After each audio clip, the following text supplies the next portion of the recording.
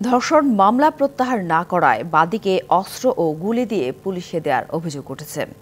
ধর্ষণের ঘটনা সাভারে ঘটলেও বাদীকে ফাঁসানো হয়েছে পাবনায় তার গ্রামের বাড়িতে। বিষয়টি পরিকল্পিত দাবি ভুক্তভোগী পরিবার ও এলাকাবাসীর, তবে অস্বীকার করেছে অভিযুক্তরা। ধর্ষণের শিকার ৯ বছরের শিশুটির বাবা পেশায় রিকশা চালক। গ্রামের বাড়ি পাবনার সুজানগর উপজেলার উদয়পুরে। জীবিকার তাগিদে পরিবার নিয়ে বসবাস করে সাভারে।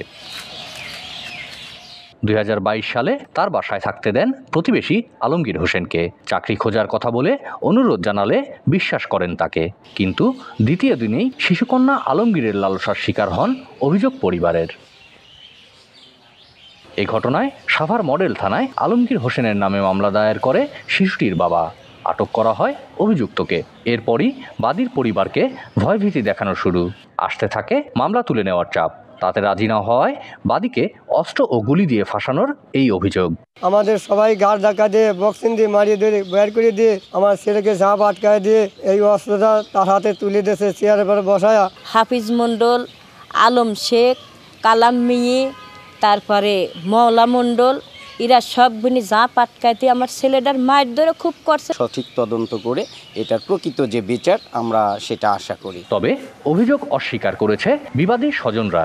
আইসি কইছে একটা টাকা লাগবে, সালিশদাররা আছে, ওনারা যেটা করিয়ে দিবি সেইটি আমি রাজি আছি। তোর কাছে টাকা দেবো কেন?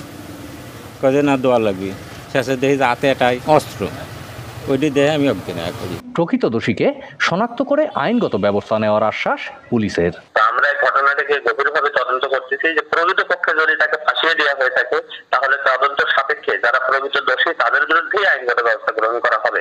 নিরীহ কাউকে অস্ত্র মামলায় ফাঁসানো হবে না।